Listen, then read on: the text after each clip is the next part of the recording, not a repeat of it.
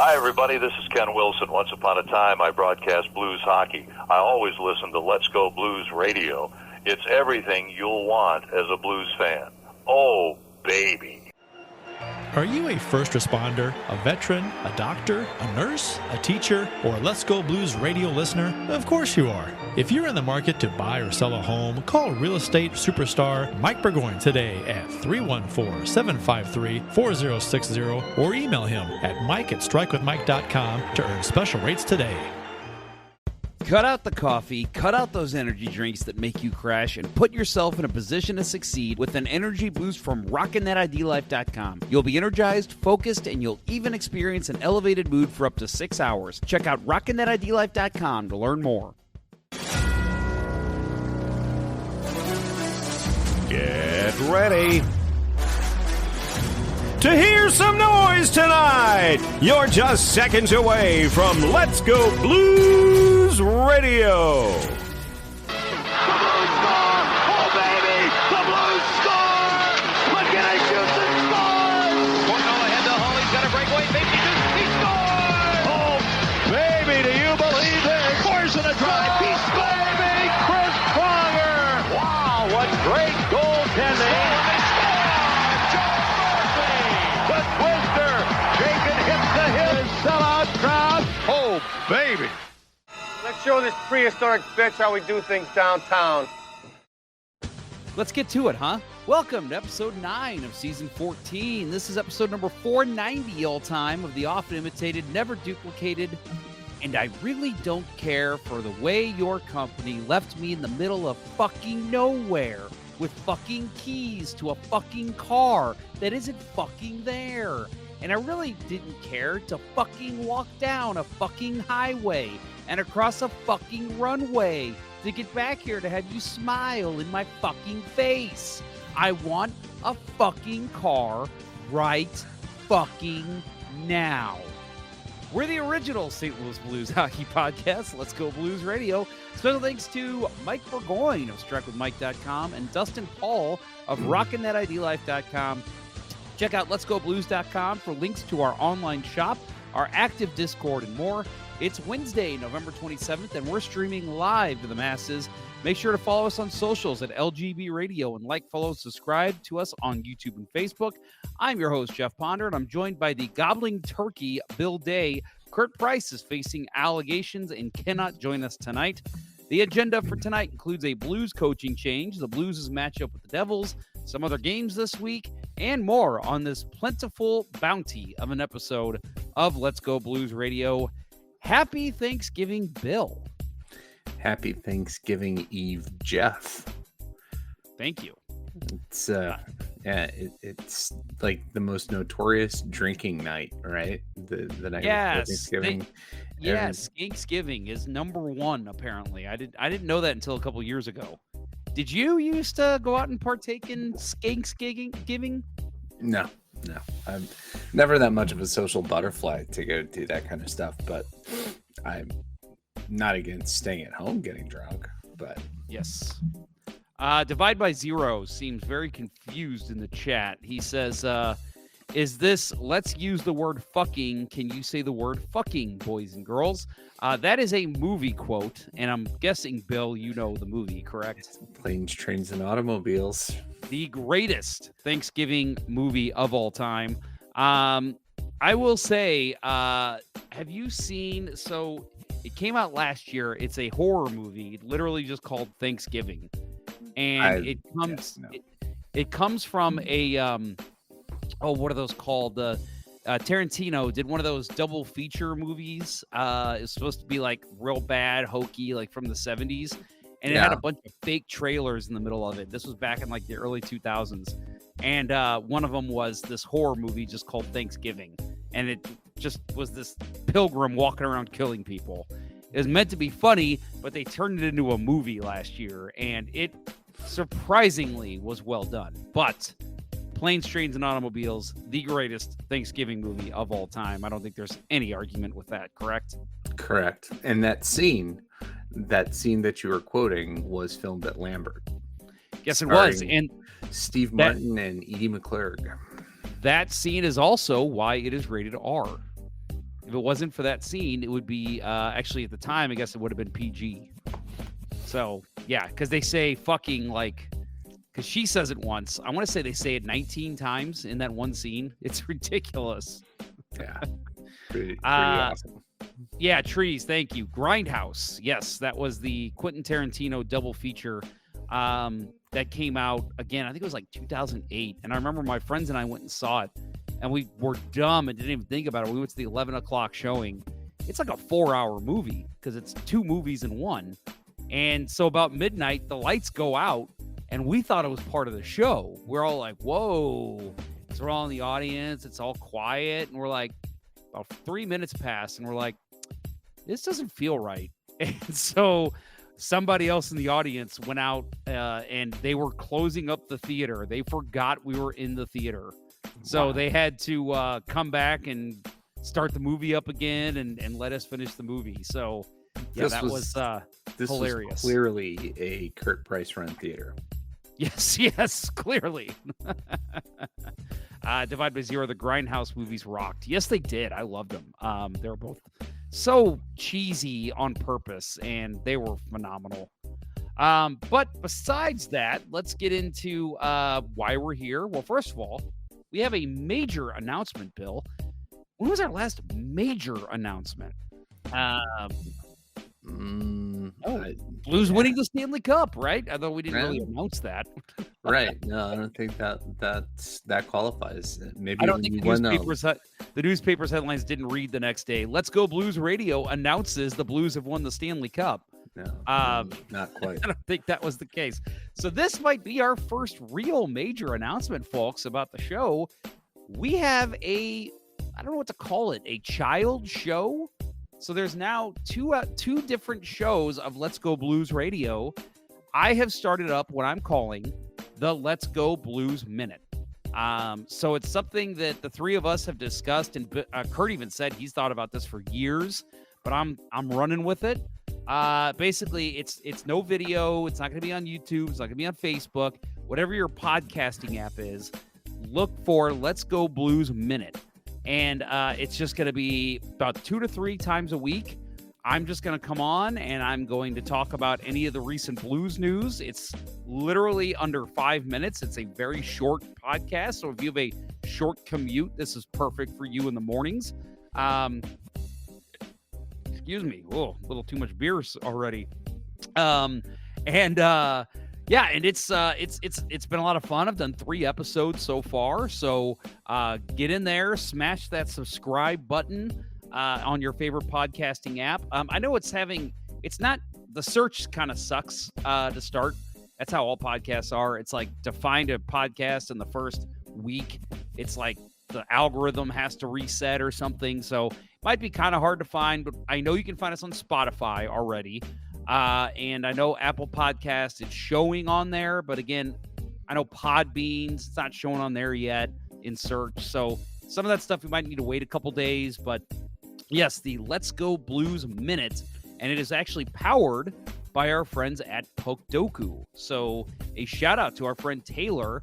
And Bill, real quick story, we were talking about possible sponsorship ideas, and you brought up, man, like you should talk about Puckdoku on the show, like, because you and I literally send screenshots every night of our game the night of that day, and then we compare and say, oh, who won that day, who had the best play. So I literally just do that every show. So far of the 3 episodes I've done, I won 2, you won 1. I think my favorite play was the Walt Kachuk, which we both played yesterday. Yes. It was Rangers, and what was the other box? It was like 500 assists. That might have been it. Something with 500. Might have been 500 points. Yeah, 500 points or 500 assists, something like that. But yeah, so that's just a nice little thing that I add in at the end. And our friends at Puckdoku are happy to sponsor us, so that's very cool. Give it a try. This is the last I'll say about it, but Bill, I know you've listened to a couple episodes so far, but check out the Let's Go Blues Minute, and you can expect that 2 to 3 times a week released in the mornings. Yeah, easy blues consumption right there. And you don't just have to listen because you get our Puck Doku scores from the night before. That's just an added bonus. Yeah, it's funny because I was like, at first, I was thinking last week, I'm like, man, I really need to start releasing episodes as soon as I can to kind of get this off the ground. And thought, probably December, because with the Winter Classic coming up, it's like, there's going to be some news that comes out. But then the Montgomery news happened, which we'll talk about here in a minute. And I thought, okay, I need to just get on this. I just need to do it right now because this is like the most news the Blues will have all season. So we did start it this week. So it's been fun so far. I'm enjoying it. And in terms of longevity, I'll just be honest. When it becomes work, that is when I'll stop doing it. First 3 episodes have been a breeze. It takes me literally under an hour to do it overall. So I don't think I'm going to get tired of that. So very fun. I'm enjoying it. All right, let's get into our official beers of the episode. This is episode 490. You can follow each of us on the Untapped app. You can find me at jponder94. Kurt is at cprice12. And Bill is at Billy Blue Note 33. I'll go first. We switched it up last week, and hey, it's been working. I think there was another change that had something to do with it. Slight other change that might have something to do with it. But I don't know. We'll roll. We'll see. Schlafly Christmas Ale is what I have tonight. So this has been starting to hit the shelves a little quicker recently, and I saw some and I picked it up, and it's one of the better Christmas ales in the St. Louis area. So definitely give it a try if you like a little bit of a darker ale. Yeah, it's actually what I have with my dinner tonight. So pairs very well with pizza. I'll say that. And I'm super happy that they brought back the original Christmas warmer style ale the last few years. It's been the Mary Berry, and it's just wasn't my cup of tea. Yeah, glad to see this back. Yeah, the Mary Berry, I didn't hate it, but definitely the Christmas ale's way more my type of thing. So I'm all for that too. Yeah, my beer, because Friday is Bourbon County Black Friday. I think I've done this the last few years. I'm going to the cellar and bringing out the Bourbon County, and sticking with my theme this year of, going to the older beers. This is a 2020, and this I think was my favorite of the 2020 varietals. This is the special number 4 stout, which is coffee and maple, and at the time it had a little bit of blueberry. That might not be there at this point, but damn, this is good. Really enjoying it, and we'll see what I come up with for my my second beer if we get that far. But looking forward to Friday, being at Global Brew Edwardsville in the afternoon and doing flights of the new stuff. That's fantastic. I need to make it out there one of these years. You guys always talk about how much fun it is, and I know last year the Blues got their asses kicked by the Predators, but I'm sure it was still a fun time there. Right. We will not have to endure that. We'll probably just have to endure I think the Chiefs game is going to be on by 3:00. So a lot of football going on. Might be able to get one of the hockey games on, but don't have to worry about the Blues till Saturday night. Well, our friend Justin Scott in the chat says, how we doing, boys? I don't know how far we've gotten, but I've been out of it for most of the week. I had surgery Monday, so still not 100%. Sex change surgery, I believe, is what he told me he was doing. Justine, welcome to the chat. Of course, I'm kidding. Whatever your surgery was, I hope you're feeling okay, and I hope everything went well. So best of luck to you, Justin. And happy Thanksgiving to you as well. And of course, to all of our listeners. So let's get into some hockey related news first, and then we'll get into the Blues and Devils game, which just happened. First of all, I did want to mention the Stanley Ponder Cup did occur this past weekend. It was on Saturday. I was very tired on Sunday. Team Ponder did win. No, not me. My brother actually helped pick one of the teams because we were low on captains, guys willing to pick teams. So he stepped in as a guy who goes to every tournament and knows the guys pretty well. And he ended up winning. So 1 tournament, 1 win for my brother, Stan Ponder Jr. Bill, can you say congrats to him? Because I don't want to do it. Congrats, Stan, winning your namesake tournament. There you go. Yep. I can't, I just can't do it. Everyone's like, oh, it's so cool. Like, it's back in your family. And I'm like, yes, but I'm going to hear about it for a year that he beat me. So yeah, we finished 3rd. My team was good. We had Adam Gold on my team, and Adam was stellar. Played very well. Just a hustling, bustling dude, a Matthew Joseph type player, guy that's always in the mix and always hustling to the loose pucks. Speaking of Adam Gold, he did win the Let's Go Blues radio basket. Very quick story about that, and Bill already told you about it. But so for those that don't know, the 3 of us, me, Bill, and Kurt, we all pitched in for a 6-pack of beer. Each of us picked 2 beers. So, I don't even remember. I picked one of the chocolate milk stout, and I think I picked one of the, the Columbia Brewery. Drawing a blank on the name of it, but Longboat.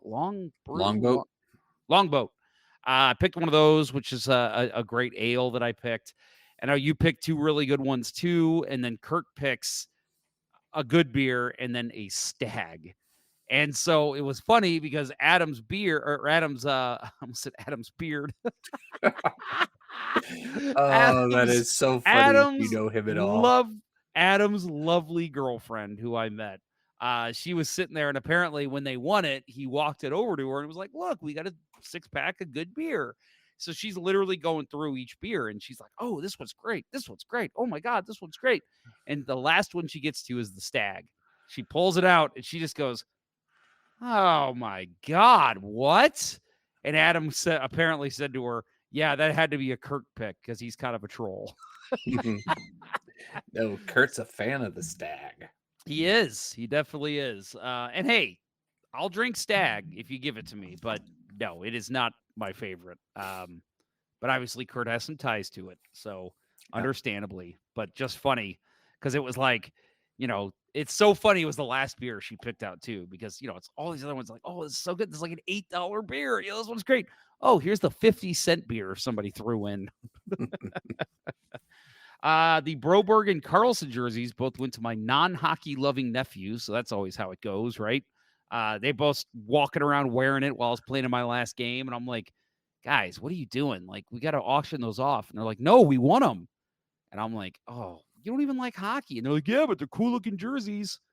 I'm like, it's like, that's annoying. So 2 years ago when you had the Patrick Waugh 93 Stanley Cup jersey, I had my heart set on it, and I was not heartbroken because it did go to another goalie. But yep. that was about the only solace I took in that. So yeah, this was tough because a lot of the guys that I talked to were like, that's the next jersey I want. So you're gonna save me a couple $100 by letting me get this jersey. And I'm like, I'm not letting you get anything. I'm like, you put all your money in that basket. And I will tell you, that was one of the biggest money getters we've ever had. So the fact that my nephew who doesn't even watch hockey was just kind of funny. I felt bad for everybody else and me because I put a lot of money in that one too. Well, maybe he'll start watching hockey now. Yeah, that's what I said. His dad has season tickets. I'm like, you at least got to go to the games and wear that jersey. And most importantly, for those that don't know, we had this tournament. Every year we have it for leukemia research or someone we know who's battling leukemia. And unfortunately, a friend of mine, Jake Parks, who played in the tournament, his daughter, she's 12, is battling leukemia right now. She's going through chemo treatment. But we were able to raise, and this is an announcement here. Again, I have not told anybody else this. We raised $4,300 for Evelyn. So that should help with the medical bills and hopefully give her a nice Christmas as well. Jake was already going to do that. He's an excellent father, but we were very happy to be able to supply that and help Evelyn with her battle. So keep going, girl. You got this. We know you're going to win it. That's awesome. You guys do that every year and find a very worthy recipient. Yeah, it's you never like. It's funny whenever because that's well, technically, I guess 3 years. We've done it out of 9 where it's somebody who's actually we're donating all the money to a person as opposed to a charity. And it's like when it happens, you're kind of like, oh, I'm so glad it's somebody we know. But then it's like, well, no, actually, I'm not glad because it means they have to battle leukemia. But it does feel good to be able to actually see the fruits of our labor. I mean, as much as we love giving to whoever be the match is now every year, um, we are more than happy to share it with somebody and kind of see the joy in their face and the family's eyes and see and know that they know that everybody's there to support them. So it's a fun cause and it makes the day that much better when that happens. Well, the uneasy transition that I'll make now to some local hockey news. Very unfortunate here. St. Louis hockey player Colin Brown has passed away days after he was shot as he was traveling on I-55 with his father. Brown was struck by a stray bullet around 10:30 p.m. Saturday on Interstate 55 near Loughborough Avenue as his family was driving home from one of his hockey games. Side note, that is like 15 minutes from me, so it's just crazy that this happened. After Colin was shot, his father continued driving to the area of South 4th and Walnut Streets, where he was met by police and EMS. Emergency responders then rushed Colin to a hospital where he was in critical condition for multiple days before he passed. Colin was 16 years old and a student of Christian Brother College High School in St. Louis County. His family is asking for privacy at this time, according to a St. Louis police update on Wednesday. Colin's father said his son wanted to be a doctor. Wednesday afternoon, family and friends and staff lined the hallways of the hospital as Colin was taken on his walk of life to become an organ donor. According to his dad, the donations saved 4 lives. So already, I mean, if there's any positive here, Colin was at least able to save 4 people's lives with giving his. So that's the one positive we can take away from here. But I mean, Jesus, you're never prepared to hear this kind of story. And for me, it's also just terrifying because I travel up and down 55 all the time, and I'm not just saying make this about me, but I'm saying how many people do that every single day and just a stray bullet nailed someone as they're driving down the highway. It's just good Lord, people, like be in control of your weapons. Yeah. Or it's too much to ask not to have weapons, but he was driving home back to O'Fallon, Illinois, from Afton Ice Rink.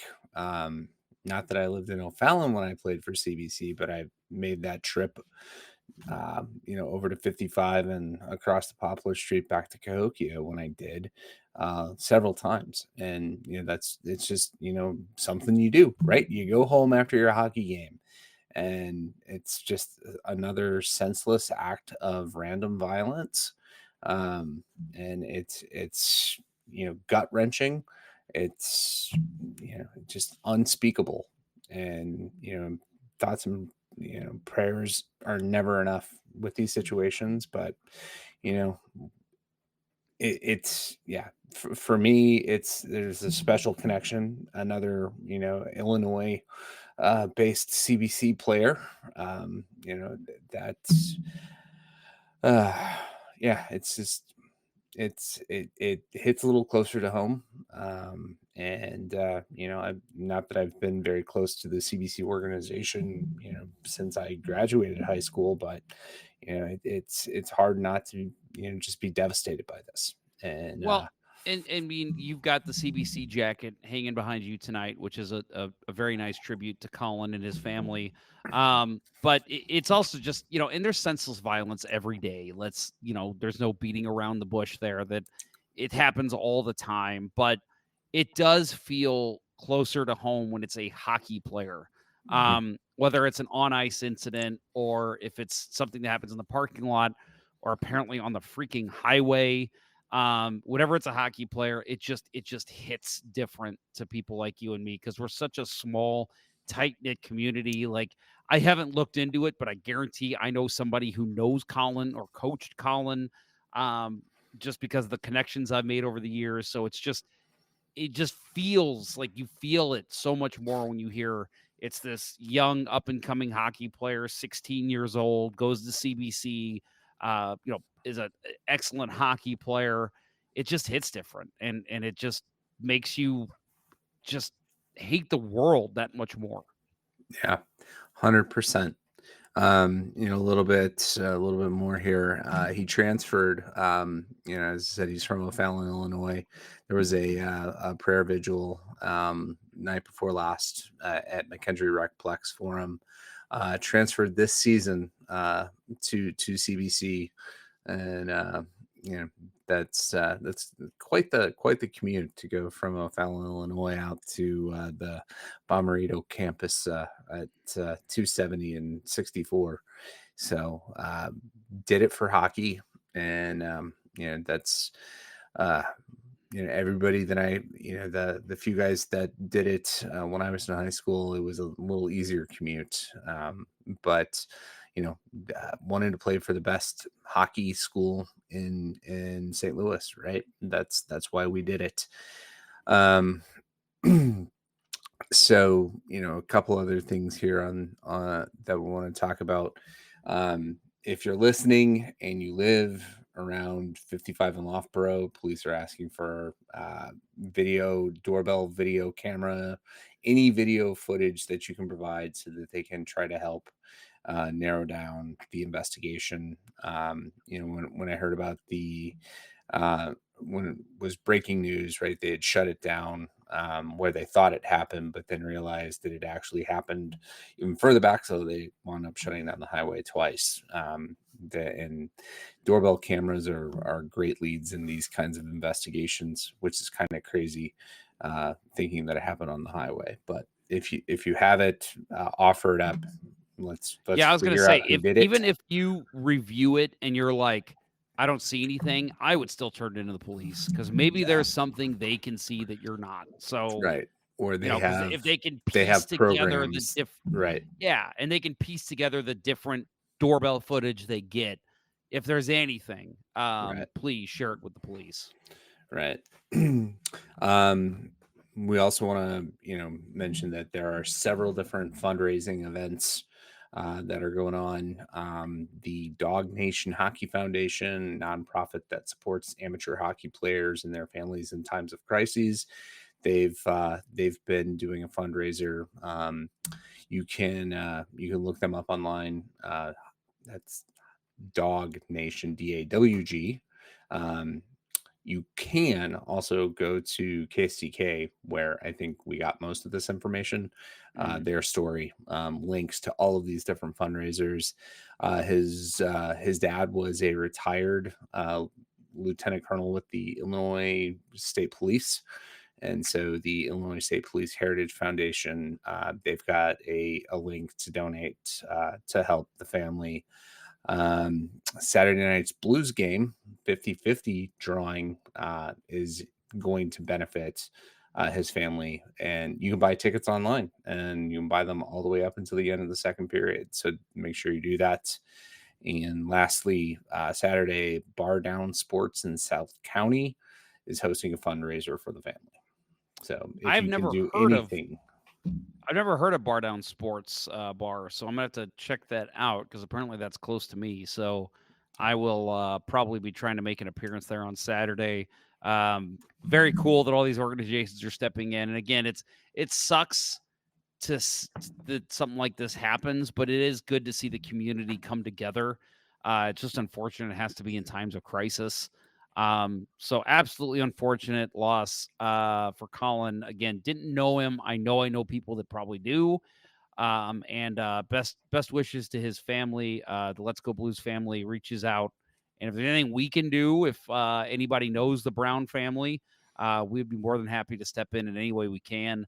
But our hearts go out to Colin Brown, his family, anyone who knows him, the CBC hockey team, the coaches, anyone at CBC, really.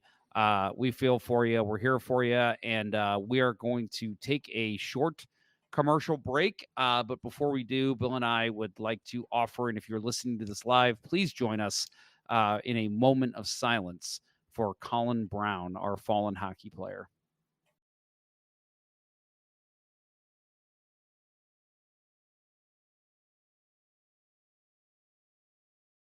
We'll return after these messages. As a hockey player, Mike Burgoyne knows a thing or two about making the perfect play. And when it comes to real estate, he's always ready to score the winning goal for his clients. If you're a first responder, a veteran, a doctor, a nurse, a teacher, or a Let's Go Blues radio listener looking to score the home of your dreams, you'll receive special rates with Mike. Go ahead, shoot some questions his way, and he'll have the answer quicker than Curtis Joseph on a breakaway. Curtis Joseph got the pedal down. Any barriers? Mike will mow them down like Chris Pronger in front of the net. He'll score you your dream home or sell your existing home faster than a Brett Hall one-timer. Flip past the Hall. He shoots. He scores. See Burgoyne's real estate prowess in action today by emailing him at mike@strikewithmike.com or by calling 314-753-4060. That email again is mike@strikewithmike.com, and that phone number is 314-753-4060. Getting Mike Burgoyne on your team will be the boost your power play needs.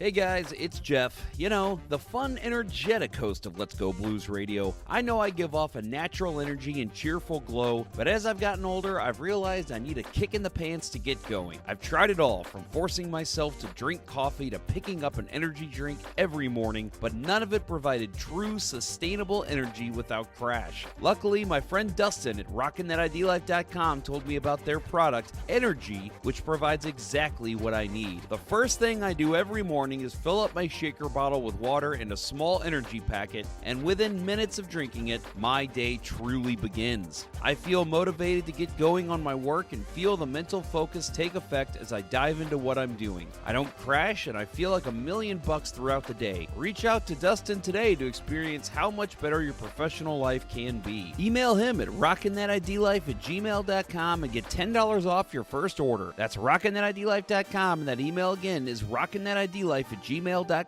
Don't let a lack of energy keep you from being who you want to be. Yes, and as you can see, there are a lot of different ways to stamp out thirst with refreshing Stag beer. Now, one of the most popular is this handy six-pack. People like the six-pack because it saves space in the refrigerator, lets them keep more good, cold Stag beer on hand. And you know, when you've got Stag on hand, you've got a mess. And now, back to Let's Go Blues Radio, the longest running St. Louis Blues podcast with Price, Ponder, and Day.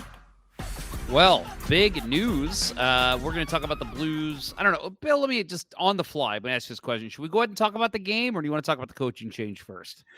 I think we should talk about the coaching change. I know you've touched on it a little bit with the Let's Go Blues Radio Minute. Yes, but I think we should talk about it first, and then get to these lovely last few games. Yes. All right. So, in case you have been living under a rock with your fingers in your ears, you may not have heard the Blues have hired a new head coach. Jim Montgomery has replaced Drew Bannister, who was fired on Sunday. Montgomery signed a 5-year contract with the Blues just 5 days after he was fired as the Boston Bruins head coach. We covered that last week, and we even speculated, will we have a new head coach by the next show? Yes, we will. Armstrong did say, Doug Armstrong, the Blues president of hockey operations and general manager, said, quote, "This was more an opportunity to get someone of Jim's caliber more than anything else. We've had to deal with our situations off the ice with injuries, and everyone deals with that. But this decision was based, I would say, 100% on having someone of Jim's caliber becoming available when I didn't know that was going to happen." Montgomery went 120, 41, and 23 with the Bruins, but got off to an 8-9-3 start this season. It was fired by Boston on November 19th and replaced by Joe Sacco. The Bruins went 65, 12-5, the best single season record in NHL history, and had 135 points and an .823 points percentage in Montgomery's first season, which was 2022-2023, when he won the Jack Adams Award, voted as the league's top coach. Montgomery also coached the Dallas Stars from 2018 until he was fired December 10th, 2019, going 60 and 43 and 10 in 114 games, and his 180, 84, and 33 in 297 NHL games. He returns to St. Louis after being an assistant there for 2 seasons under Craig Berube. Also worth noting that Montgomery does have very strong St. Louis ties. Being his rookie season was played here before he was traded to Montreal. And his wife is also from St. Louis. And then something that I have not seen anybody say except me on the Let's Go Blues Minute is he did finish his playing career in the St. Louis area as well. He spent his last professional hockey season playing for the UHL's Missouri River Otters just across the river in St. Louis. And I know that for a fact because I went and saw him play every night. And then real quick, let's touch on Bannister. Former coach Drew Bannister went 39, 31, and 6 in 76 games as Blues coach after replacing Berube on December 14th, 2023. He went 93, 58, and 19 as coach of Springfield in the American Hockey League and guided it to consecutive Calder Cup playoff appearances, including the 2022 Calder Cup final. Doug Armstrong said, a quote, "When I talked to Drew today," this was again on Sunday, "I told him this was more based on the availability of someone I think is a top NHL coach, someone that we have experience, and someone that I really do believe can coach this team and coach the team when it reaches its ultimate level of competitiveness." So again, it sounds like there was really no issues with Bannister. And if there were, Armstrong's not going to say a word about it. It was literally that. I mean, he literally said 100% of the reason for this hiring was because Jim Montgomery was available. And at the start of the season, that was not the case. Right. It definitely felt that way at the, when they made Bannister the head coach without the interim tag. They waited to see if Montgomery was going to get canned for the Bruins getting ousted in the first round. And they, figured out he wasn't going to be, so they gave the job to Bannister. Bannister did a knockout job getting this team even keeled after a terrible start under Berube last year. But the results this year weren't there, right? Goaltending regressed big time. Defensive play regressed big time, and offensive play. There wasn't a lot of confidence on the offensive side of the puck with this team. I don't think that it's, anybody would, if Armstrong hadn't come out to say it, I don't think anybody was going to say, Bannister deserved to be fired, right? It is the fact that the Blues and Armstrong was able to go back and get the guy that he ultimately let walk away. Yeah, and you have to understand at the time, that's what people were saying. Why did you let Montgomery go then? At the time, Berube wasn't going anywhere. So you gotta let your guy. You can't tell Jim Montgomery, who you gave a second chance to. I mean, literally, I didn't know this story, but apparently, Doug Armstrong ran into Jim Montgomery in a St. Louis hockey rink when he was unemployed, and literally said, "What do you think about just coming and assistant coaching with us?" And Montgomery was apparently ecstatic, like, "Yes, let's do it." And so so he gave him the second chance. You can't give a guy a second chance and then tell him, "Oh, hey, you want to be interviewed by another team?" No. No, you got to let the assistant coach, the guy who you gave the second chance to, that's the ultimate goal. Get him back behind the bench as an official head coaching job. And that's what happened. And luckily for us, Boston is very quick on the trigger with their head coaches. So they thought, this isn't the right guy for us, even though he's put up insane numbers. Right. That winning percentage is just like, who makes that guy available? Oh, I was actually shocked it took that long to him. It was surprising to me it took that long for him to get hired. I really thought, and maybe the conversation did start right away with St. Louis, but I really thought it was like next day. I'm like, somebody's going to announce they're hiring Montgomery. Right. 5 days was a long time to me because he is, to me, one of the best coaches in the league right now.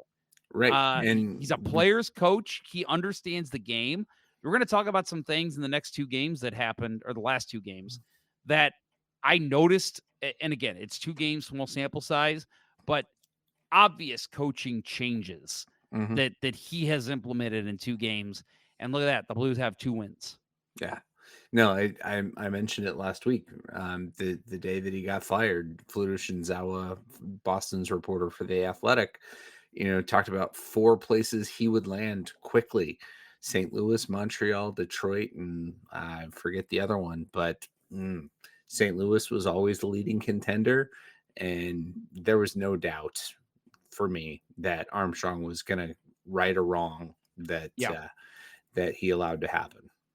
Yeah, and I didn't realize he was bilingual too. Did you know that? Yeah, he's not a francophone Montrealer, but he's a Montrealer. That's where he's from. Real quick, what does he have in common with Peter Sena? Oh my Lord. They didn't wear the same number. All right. Hobie Baker. Nope. Scored their first NHL goal against Patrick Waugh. Ha! I did not know that. Yes. There you go. Montgomery did it, and was it 92? And Sena, when he got called up from Colorado College or Denver, whichever of those two. Different teams for Waugh. Montreal. I wonder who else. Colorado. I wonder who else could claim that they scored their first goal against Patrick Waugh, because that's a bit. I mean, any of those guys, Waugh, Hasek, Brodeur, you scored your first goal against any of those guys. That I'm taking whatever picture I have of that, and it's going over the mantle the rest of my life. 100%. Matt Harris looked at some of these comments. Monty is easily a top 3 to 5 coach in the NHL right now. Baked Beaver says, I bet Army called him same day and told him to hush until this weekend. Ken Morris, here's a good stat for you. And this, I think we talked about this last week. Claude Julien, Bruce Cassidy, and Jim Montgomery all won the Jack Adams Coach of the Year with the Bruins and also got fired. Now, clearly, that's not the shocker, because every coach gets fired eventually. But it was very close to when they won the Jack Adams. And then they all got hired within a week, basically, of getting fired by the next team. So, yeah, quick fingers there, Mr. Cam Neely. That's oof. Right. And now the Blues have 2 of those guys.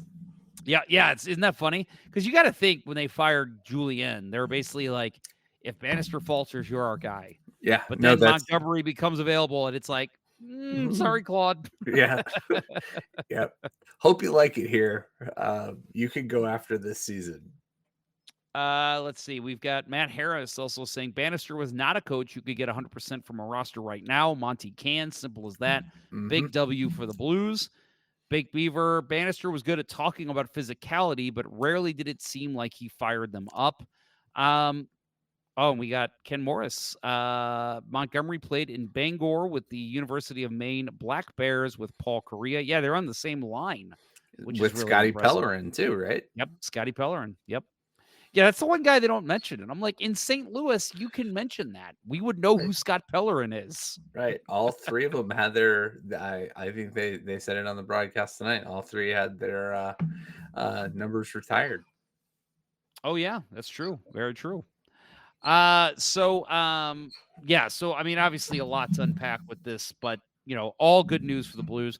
I'll say, obviously I'm very excited with this hire. I think Jim Montgomery's the right fit. They gave him a 5-year contract, which tells me that I think he's here for the long haul. They could completely suck the rest of the year and even next year, and I think he's sticking around, barring something crazy happening. But I'll say, man, I did not, and there was some hate towards Drew Bannister, I think, from the fan base. And I think it was mostly because he's the guy replacing Craig Berube, the Stanley Cup winning coach. I actually like Drew Bannister, and I really hope he lands another NHL coaching job. I think he did a good job with this roster. He stepped in last year and took a team to the playoffs that really, honestly, had almost no right to be there. And I thought, there was some issues this year, but I mean, any coach who loses what was his top defenseman and his top center is going to struggle. And like you said, with the goalies are kind of regressing a little bit this year from what they were last year. Any coach is going to struggle with that. So I really don't put any of that on Bannister. And I completely see and think he's not lying at all when Armstrong says basically that Bannister would still be here if it wasn't for Montgomery. I think Bannister's here all year, depending on, unless they just went on like a 20-game losing streak, which wasn't going to happen. I think he would have been here all year. He would have been given as many chances as possible. But when this guy becomes available, this is the guy you wanted. So, to bring him back, and then a guy just obviously he's so psyched to be back here too. He had his Blues hoodie on, and they asked him about it, and he said, "Oh, I was in the closet the whole time," and like he's talked about how much he loves this city and how he's so happy to be back. I mean, just such a natural fit for a guy who knows this team so well too. Yeah. And early results, super positive. Yep. All right, well, let's get into some of the gameplay, unless you have anything else to add on the coaching change. No, let's get to the gameplay. I was trying to segue you there. I see it. I just wanted to make sure that I wasn't misunderstanding. Big news in this game. First of all, Blues do shut out the New Jersey Devils tonight on Thanksgiving Eve, 3-0. Jordan Binnington makes 31 saves on 31 shots. He is now the winningest goalie in Blues history, passing his agent, Mike Liute. He records his 16th career shutout in that time, which tied Glenn Hall for 4th on the all-time Blues list. So he just keeps moving up that list in every way. Now he is officially the winningest goalie in Blues history, and I think it's well-deserved. Yeah, 100%. I don't think, I loved Brian Elliott when he was here. But I don't think I have had a goalie crush on a Blues goalie as much as I do with Benner since Mike Liute. So it's fitting that he's the guy that knocks Liute off the perch as the winningest goalie. It would have felt weird had Jake Allen actually done that. Given his up and down career here, but that just goes to show, the longevity of Jake Allen. But this is just such an amazing accomplishment, for a guy who had Ville Husso not been injured at the time that they waived Chad Johnson, he wouldn't have gotten the chance, but he took that chance and he ran with it, and he solidified himself as a Stanley Cup winner and the Blues goalie, right? He is owned that. Husso pushed him, but didn't stick around. Benner's our guy. And, that's, struggles this year aside, he's my, the guy that I, when I'm thinking about getting the Winter Classic jersey this year, who do I want? I want another Benner. Yep. So, yeah, I'll admit I get a jersey every year, and I've been trying to think of who I want to get. Robert Thomas is top of mind just because I don't have a Thomas yet, and obviously he's awesome and he's sticking around a while. But I'm the same way. I'm like, man, I kind of want to just get another Binnington jersey. I've got him in the dark, the home dark, but I might get a white Binnington as well because I'm the same way, man. I've always had an affinity for goalies and defensemen, even back early in my playing days when I was a forward. For some reason, I always levitated towards the defenseman and the goalies. So growing up, Curtis Joseph was one of my favorite players. Grant Fuhr, I was stoked when he came here. And then, like you said, Brian Elliott was a guy that I really liked. I loved Halak when he got here. Manny Legacy, like all these names that come to mind. Not a big Legacy guy, huh? No, that the period between Brent Johnson and Jarl Halak getting here, even Chris Mason wasn't a big Chris Mason guy. I wasn't either. But yeah, that period I feel is the worst in Blues goaltending. Not that I was around for the Michel Placé days of the 70s, but that stretch was pretty hard, right? Curtis Sanford, Reinhard Davis, they were fan favorites, but they weren't good goalies. Hey! Curtis Sanford is a friend of the show. How dare you? Sorry, they were NHL caliber goalies, but they were not great goalies. I And think Curtis we didn't. Sanford would be the first to tell you he's not. He would never consider himself an elite NHL goaltender. Yeah, no, I say that as a guy who rode the pine and in high school. So yeah, Evan Sandel in the YouTube chat. I think it might be a new live listener. He says Osgood had his moments. but he also had his baggage. I know we always mention this whenever Osgood's name comes up, but one of my favorite moments ever in my fandom of being a Blues fan was when Osgood was acquired, and you went over to the letsgoblues.com forum. There was like 9 posts that all came in at the same time, and they all said, like, one was like, no, Osgood, no, Larry Plow, what are you thinking, Osgood? And like every post was like that.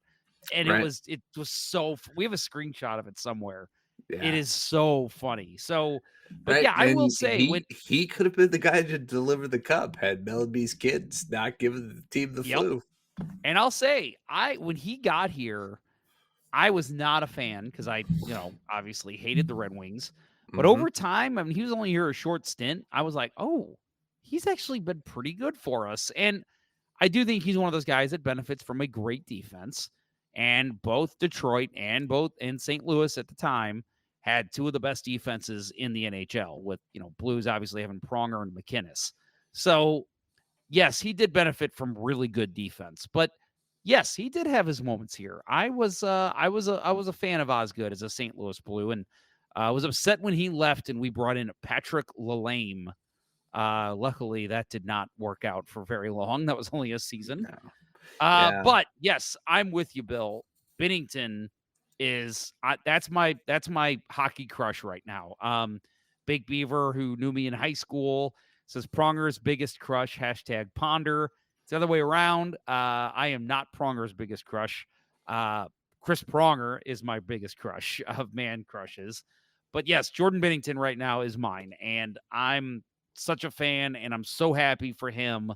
And man, I hope he just keeps going and keeps going. And let's get him to a point where it's almost like his number, like we talk about all the time, right? Like the winningest Blues goalies don't match anyone else who's been around as long as the Blues. Like you look at like LA and Pittsburgh, like their top winning goalies have like 300 wins. And it's like, let's get Binnington there. Let's have another couple more cup runs, have some damn good teams in front of him before he gets, a little older and slips into a backup role somewhere. Let's get him a lot more wins. Let's get him to a point where we're calling him our Marc-Andre Fleury or our Jonathan Quick. I mean, obviously these guys are elite, but you know what I mean? Like, let's get them to the top. Binner can be an elite goalie. I'd like to see him pile on another 100 wins here. I think that's, at this point he's 30. So, if he can play a few more years, stack up another 100 wins and set that bar 100 in front of Mike Liut, it's going to be tough for anybody to catch him. Yep. And, I do think that, that there is a reflection on, the lack of longevity good goalies have in St. Louis, right? Liut was kind of victim of the Ornest era and probably left here much sooner than he needed to. But hey, Rick Wamsley was available. And Brian Elliott spoke his mind, wanted to be the number 1, and Armstrong didn't like that opinion. And he's gone, or else I think he would have been the guy to take that spot. But again, going back to Jake Allen, not great backup goalie, right? But the fact that he's right there on that list speaks to the trouble the Blues have had with longevity in the goaltending position. I agree. Let's get more into this game. So both teams go 0 for 3 on the power play. Let's talk about that crazy start to this game. So Thomas scores in 9 seconds into the game. It is the goal is tied for the third fastest in Blues history. We're going to talk about another goal that was scored earlier, and it was it was exciting. It was Nathan Walker scored against San Jose, and we were like, oh my God, 11 seconds. Well, Robert Thomas has already eclipsed that this season. So he scores 9 seconds into the game. Buchnevich, in my opinion, I thought early on, holy shit, the Devils were getting fucked by the referees. Going for the record on fucks on Let's Go Blues Radio tonight, by the way. I think we're already there with the Open. But Yes. but Buchnevich, man, he comes in very start of the play in the neutral zone, totally trips down the defenseman, takes the puck, slides it in front, Hischier. Thomas scores. It's Hischier. That's right. Yeah, knocks down Hischier. A clear trip right in front of the official. Nothing. And then Thomas slides it in. Only his second of the season, by the way. Just goes to show how many assists he has this year. But yeah, an interesting non-call from the officials on that one. Yeah, I think it's one of those plays that it's the beginning of the game, and you could probably chalk it up to skate on skate. But if that is anything more, like 30 seconds into the game, they're going to call that. But you're not going to call a penalty 9 seconds into a game. That's bad form if you're a referee. So the Blues benefactors there, and what a shot by Thomas. Down on one knee. Oh yeah, rips it low blocker. Oh, I will say that back in 2019, one of the things I said that this team was really good at, and I'm not trying to compare the two teams at all, don't get me wrong, but one of the things that they were good at in the playoffs was taking advantage of their opportunities. And that is not something we've seen from this team in the past couple seasons.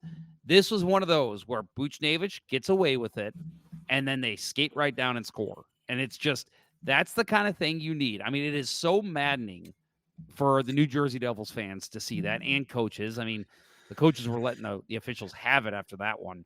But it's like, that's the kind of thing you need to see from this team. You need to see them take advantage when they're giving an opportunity. And they were given that opportunity right off the bat, and they capitalized. So then I thought they took advantage of another opportunity they got.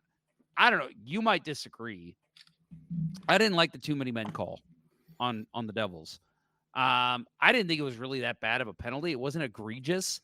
The Blues were playing the puck. I think a Devil might have slightly touched the puck at the time, and it was a bit of a lazy change by the Devils, don't get me wrong, but I don't feel like that normally gets called. The way where the puck was and how the Blues were carrying it up, and there wasn't really like an interference by a sixth guy. Like, to me, there was really nothing that warranted the too many men. I thought it was just kind of a lazy change. What did they used to call it? An illegal substitution? Yeah. I would have, if they were to call something like that, like, oh, we blew the whistle because we thought it was an illegal substitution. Okay, I'm fine with that. But to call it a penalty, I thought that was a little lazy. Or maybe a little, what's the word I'm looking for? Not lazy. Demanding of the officials to expect them to get that one right. But hey, again, Blues get the opportunity early. Yeah, but I think it could also be that, it could be the effect of the Devils bitching about the non-call to start the game, and the refs are pissed off at them, right? So, you want us to call it right? You want us to call it right? Here's penalty. What did they call Neighbors for later? That was slashing, I think. That was not a penalty. And I was like, that is a makeup call. That is them trying to right the wrong of missing a call in the first 9 seconds, and then calling probably what didn't really need to be called as a too many men. Well, then Dylan Holloway, and I thought at first that the Devils again had a right to be pissed, but then I saw the replay from a farther out angle, and it actually wasn't as egregious as I thought. So Dylan Holloway scores his first goal, his first of the game. Shen in front of the net. Shen cross-checked down Pesci And that allowed Holloway to be basically wide open in the area he scored from. So at first, and I'll admit, I was watching the Devils feed, and Ken Danico was on the call, who I think he's awful personally, but I agreed with him. I was like, oh my God, like that is horrible. How do they miss that? Like, you can't let a guy just cross-check another guy down. Well, then the wider out angle they showed, it showed that Siegenthaler actually cross-checked Shen. So as Shen's going down, his whole body weight, his momentum's going forward, and then he cross-checks down Pesce as a result of it. So really, that was a weird play by Siegenthaler. They had Shen covered. He was outside of the crease. There was 2 defensemen on him, and for some reason, Siegenthaler thought, I'm just going to take this guy out, and it led to the Blues scoring a goal. Right, and Siegenthaler having the worst of the hockey stat card line of the game. He had a couple of terrible moments, but that one I think takes the cake. Speaking of the hockey stat card thing, since Montgomery took over, and I know we're going to talk about the other one, but the top 2 players in the last 2 games, youngsters on the Blues, Bolduc for the Rangers and Holloway for the Devils. Yep. Just those guys are playing with just, I want to show this guy something kind of attitude, and difference makers. This team can be so good. I'm going to save it, my comments on Bolduc when we talk about the Rangers game in a minute. But, Holloway, I think he's looked good all year. But I think he's hit a different gear the last 2 games, not just tonight. I thought the Rangers game, he was noticeable out there too. And he's on the top line, correct, with Thomas. Now that Bushnevich is out injured, he's going to be there. And I think he's earning it. Right? Yeah, 100%. So again, Dylan Holloway scores his second goal. And I thought this goal was, you tell me if I'm wrong, if I'm just being a goalie shamer. I didn't like the way Markstrom played this goal. So Parayko let go a bomb from the point, right? Very nice shot. It hit the blocker on the side of the net, but the way that it hit the blocker, it bounced back the other way, and it literally dropped into the crease. And then the Blues were swarming. Neighbors was there. Holloway was there. Siegenthaler tried to clear it, but the Blues were just surrounding him, and they just did not let that puck get loose, and they ended up poking it in the net.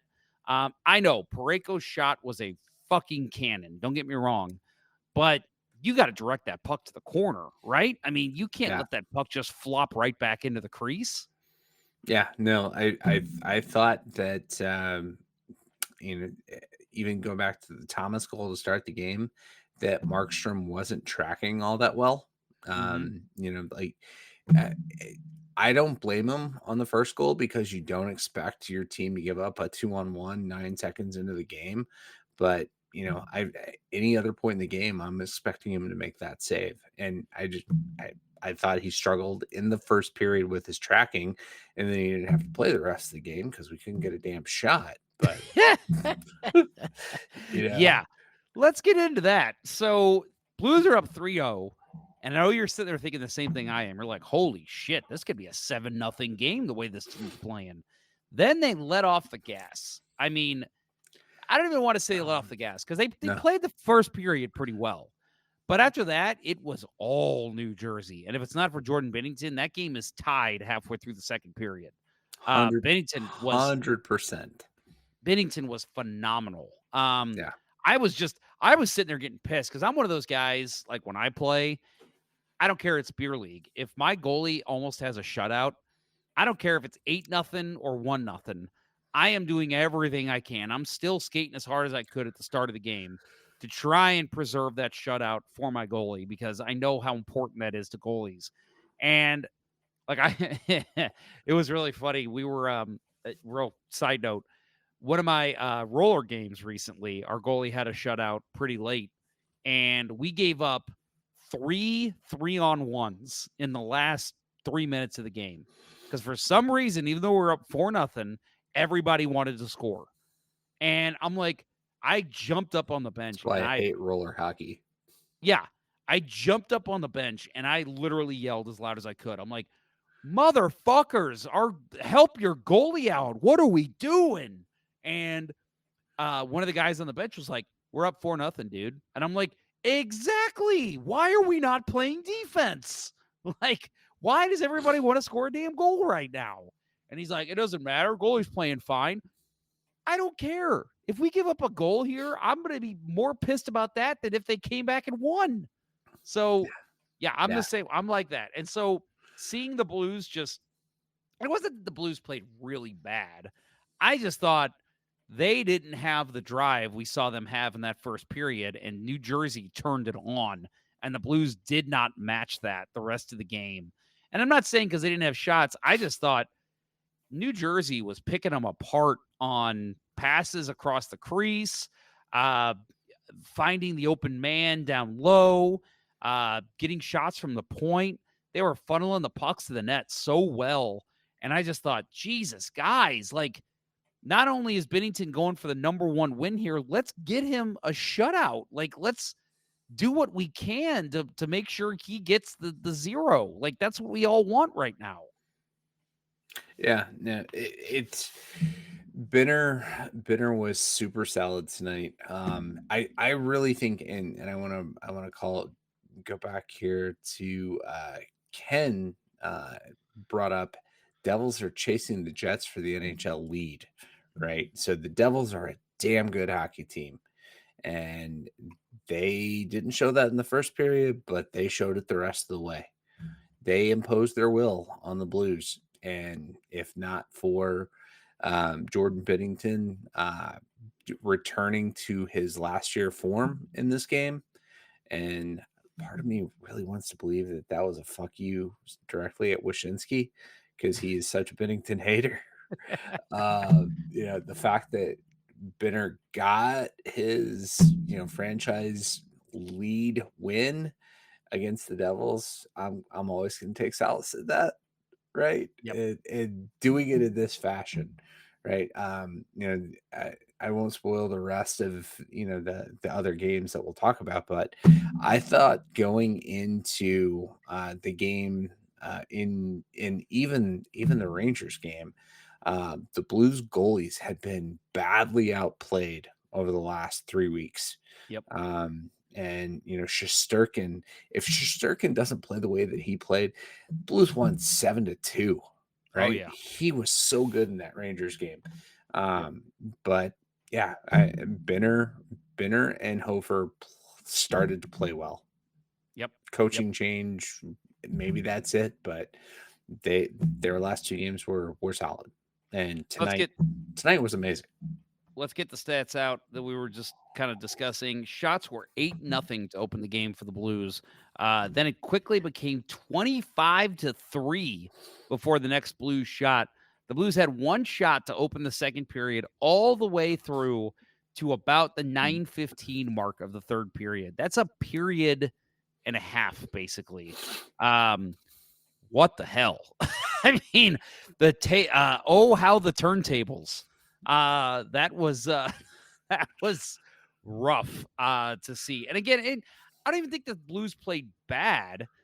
They just could not muster offense at all. And whenever they did get offensive pressure, they could not get pucks to the net to save their lives. They would either make an extra pass or New Jersey would make a nice play to get the puck out, but they just could not muster offense after that first period. Yeah, they looked lost. Couldn't connect any passes through the neutral zone, and New Jersey was reading everything. And yeah, not allowing the Blues to the middle, which there's the secret to their success in the last 2 games has been getting to the middle and getting on top of the crease. And the Devils never gave them a sniff of that for a period and a half. So in the second period, shots were 11-1 New Jersey, which is crazy. End of the game, it was 31-20 New Jersey. So the Blues did play a lot better there in the third period to at least get shots on net. But still, New Jersey dominated those last 2 periods. And if it's not for Binnington, I think we're having a much more somber conversation right now. So you mentioned it earlier. Pavel Buchnevich did leave in the second period with a lower body injury. What game are you watching? Vegas and Colorado. Kovalenko just drove Aiden Hill into the goalposts. I talk frequently in the save of the week about a pulled gooch. This is a smashed gooch. Oh my God, that's an ugly, ugly injury. Oh yeah, his legs go right into the between the legs, right into the post. Oh God. Oh, Nope. I don't even see it again. Nope. Let's go bless back to his the Mets heart. He's Kings. gonna stay in the game. Oh Man. my God. He might talk like this for a little while, but it's at least he can stop the puck. Holy shit. So a move that Montgomery made, and I think it did actually help a little bit. So I thought the worst pressure the Blues faced, well, I guess the best pressure they faced was early in the second period. New Jersey came out and they hit a post at one point. Binnington made a really nice save at one point. Oh, my Lord. Okay, fine. Comment of the show, Matt Harris. Smashed Gooch was my nickname in high school. That's wonderful. But they were itching to score.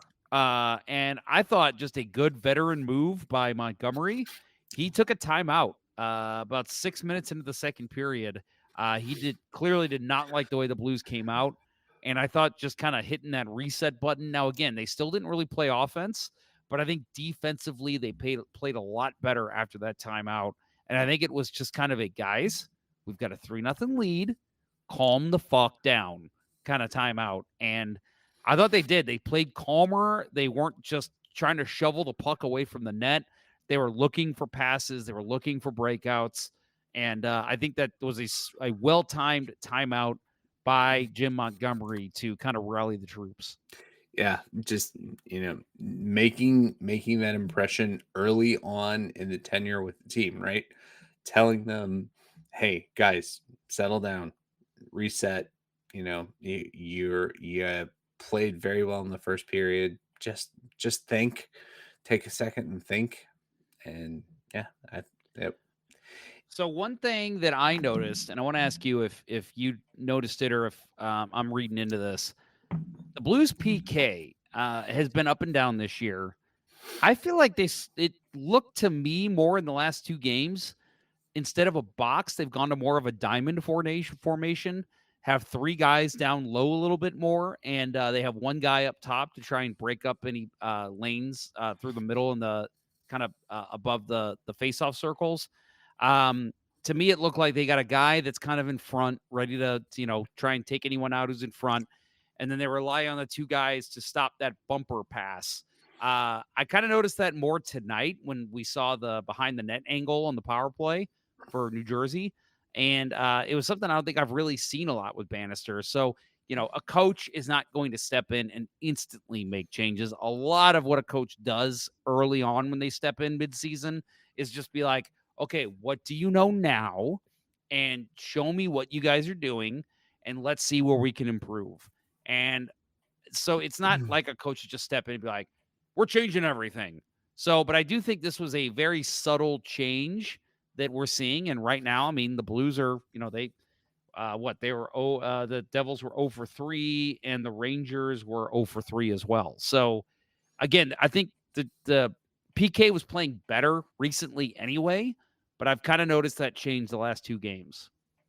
Yeah, I can't say that I noticed it, but that if Montgomery is at all responsible for it, even more reason to love the move, right? You got to think though that it's Mike Weber and Claude Julien and Steve Ott are saying, to Montgomery that whatever we've been doing hasn't been working. What can we do to fix it? And if that's the case, man, they have looked better. They've looked more competent. I think teams, going into the coaching change, teams were able to pick us apart. How many times did we bitch about Parayko and Suter getting drawn apart on the PK, and now having that, that forward down low to supplement them is making a huge difference, right? And Yep. more buy-in on blocking shots. I think Radek Faksa has blocked a ton of shots lately. I don't know. I think we may be nearing the limit for Oscar Sundqvist trying to block shots. He like 2 more might end his career, but he's willing to do it. But no, I think that if it may just be the coach bounce, the new coach bounce that makes everything feel right now. But I'm hoping that there was some kind of subtle change because they needed it. That if this team's going to be good, the PK and the power play have to lead it. And yeah. Big Beaver says, I noticed that Ponder feels like there are less screens for those deep shots. Yeah. And again, maybe that was a change that Bannister made toward the end of his tenure, and I just didn't notice it. But yeah, it definitely, to me, at least tonight especially, was noticeable. And I kind of made note of that against the Rangers too. And I thought that PK the formation's a little different. So yeah, maybe we'll see a new PK going forward. But overall, this game, Blues win this one 3-0. A great team win. We've seen 2 of the best games the Blues have played all season, the last 2 games. Now, that does probably come from the coaching bump, not just Montgomery, but just a coaching change in general. But something good to see from the St. Louis Blues going into the Thanksgiving break. Yeah, 100%. 100%. Feeling good. Getting that coming home, eating the turkey tomorrow, and having an off day Friday, and watch them sports ball on the television. That's right. It's gotta feel good. Let's talk about some other games that occurred this week. So we'll go back in time. And what's funny is when I was filling out our outline here, Bill, I was looking at Thursday against the Sharks last week, and I was like, was that really only a week ago? Mm-hmm. So much has happened since then that I'm just like, I can't. What? Like, I had to really had to check. I'm like, wait, did we do a show on Friday? Because I feel like we covered this game, but right. No, it's been a crazy week in Blues hockey. Right. I think the biggest headline of this game is Hofer didn't start. Right. Yes, Hofer did not get the start as we all called that he would, because for some reason Jordan Binnington just cannot play against San Jose. But they changed that in this game. Blues win this one 3-2 in overtime. This was in St. Louis. Jordan Binnington makes 22 of 24 saves. We talked with our friend AJ from Teal Town last week, and we asked, who do you want to see in goal? And he said, Askarov, and Yurasivov. He did make his start in this game. Come on, somebody's going to be using that soon. Yeah. Come on. I was going to say Askarov feels like something from Dungeons and Dragons or right. It wasn't that. What was the name of the alter ego for the character in Ready Player One? Asimov. It's like it's close. Remember. It is close. It's close. But yeah, he had a pretty terrible start there. But he was the better goalie in that game. I like what he said. Did you see his quote? I should have put it in here. I did. He said that he thought his game was great until the 11-second mark. He's like I've loved the guy since he did the bench press thing with the when he was with Milwaukee last year. Yeah. And if I could ever get a bobblehead of that, like they did produce a bobblehead of that. If I can get my hands on one of those without paying an exorbitant amount of money, I'll do it. Because I love a goalie who's got a sense of humor like that. Yeah, he seems like a pretty funny guy, so I appreciate that. So I'm rooting for him in San Jose. It'd be fun to see him go on a run with them when they get better, and hopefully we'll get some. Oh my goodness, what was the goalie in Philadelphia? Brizgalov. Brizgalov. Let's hope we get some Brizgalov quotes out of him. Well, you have to be mad. No, I will say, I considered giving him save of the week, honestly. Yeah. The save he made on Thomas, Yes. like how he has Anorak. That's what it was, right? Yep. There you go. Big Beaver to the rescue. Thank you. Anorak, the all-knowing. It's close, right? It Anorak, was very close. Askarov. It's yeah. So in this Anyway. game, with the win, Bennington did tie Liut for the Blues all-time win record at 151. He stopped all 3 shootout attempts. I thought he was great in the shootout. So as awesome as it was to see Nathan Walker score 11 seconds in, the Blues did give up a goal with 9 seconds left, which was a backbreaker. And when that happens, you just say, well, here comes the loss in overtime. You just think it's coming, and luckily that did not happen. And the Blues ended up pulling a win in the shootout thanks to a Jake Neighbors lone shootout goal. Yeah. I wanted to mention Macklin Celebrini real quick before we move on. So the Blues had an empty net chance, Robert Thomas, with 2:22 remaining in the third.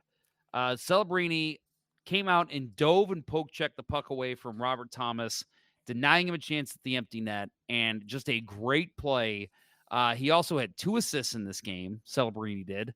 And he had a game-high 10 shot attempts and played 23:09, his most ice time in his 10 NHL games.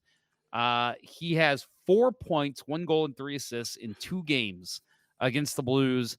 Bill, I'm going to ask you right now, do we think Macklin Celebrini might be the next Blues killer? Probably. He should have had the winner. He's got all the writing on the wall for it. Yeah, he should have had the winner in overtime. He sniped the crossbar. And the camera angle on that, man, he looked like a drunk beer leaguer. Like the picture of his face when he saw it hit the crossbar. Like, the kid's supposed to be 18 years old, and I thought his head was gonna explode seeing him go off the crossbar. Well, unless you have more notes on this game, we can move on to talking about the Blues and the Islanders. This was the last game that Coach Drew Bannister coached the St. Louis Blues.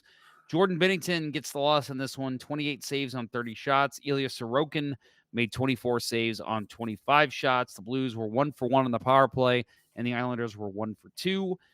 Neighbors, again, mentioned him in the shootout goal. He does score the lone Blues goal in this one. I liked Buchnevich's quote after this game, and I have to wonder if Armstrong took notice. Buchnevich said, quote, "We scored 2 goals a game. You can't win the games like that. Our goalies have to stop 50 shots per game. That's impossible. Our team has good players, and we have to figure it out offensively." I think a very honest quote there from Buchnevich that we're all thinking. We're all thinking it at this point, right? Like, you're going to score 1 to 2 goals a game and expect your goalie to make 45 saves. Like, that's not a winning formula. And so for Buchnevich to come out and say it, makes you wonder if that was the extra, not Buchnevich in general, but this game was the extra push to say, let's just do this. Let's go get Jim Montgomery, because the way this team was playing, they just could not muster any wins. Yeah, no, I think that, that the team didn't have confidence this year. It had confidence after the coaching change last year, and there was some momentum. And Binner and Hofer played way above, I think where at least the national media expected them. They had tremendous seasons last year, but you can't keep that up. And, especially if you have a team that is just, going to waffle back and forth, win 2, lose 3, and go back and forth like that all season, that takes a toll on you as a goalie, right? That knowing that you're not going to get the same consistent effort in front of you every night. So I'm glad to see Buchnevich call that out, but I think that's also, not necessarily a cry for help, but a sign that a coaching change wouldn't be a bad thing. Matt Harris, hot take: Celebrini will be better than Bedard. Woo! That is a sizzling hot take. We'll see. I like Celebrini's game a lot, and I like Bedard's game a lot. But yeah, Celebrini, he does have this jump in his game, and maybe it is like one of those rivalry things, like you're all talking about Bedard, start talking about me. Maybe that's part of it, but yeah, I every time I've seen him play, I'm extremely impressed. And I've seen, obviously Bedard is, Bedard. He's having an excellent season again when he plays. And he's not hurt. He had that injury last year. But yeah, I think Celebrini, there's something about him that I really like as a player. Not saying anything negative about Bedard, but I see why you say that. It makes sense. Let's see. Okay. So this is actually, now listen, I do think, Bill, I don't know, maybe you disagree, that the way Binnington played tonight, we probably would have had our save of the week coming from tonight's game. Mhm. But let's just be honest here. We are not professional broadcasters. We don't get the instant clips sent to us whenever we want to show them. So we had to pick our save of the week in a previous game as opposed to the Devils game tonight. So we have our save of the week right now coming from the game against the New York Islanders. And this is from about 3 minutes left in the game for Jordan Binnington. Yeah. So we'll call this the save that almost saved Drew Bannister's career. So at this point, it's 2-1 Islanders, and they're pressing. Jordan Binnington makes the best save of the last week for the St. Louis Blues. Actually, best two saves for the St. Louis Blues. Jean-Gabriel Pageau makes a great play. He's a Blues killer, an underscored Blues killer. Makes a great pass out to Anders Lee. One-timer. Benner makes the save. Lee goes to the backhand, tries to go over the glove, but Benner follows it the whole way.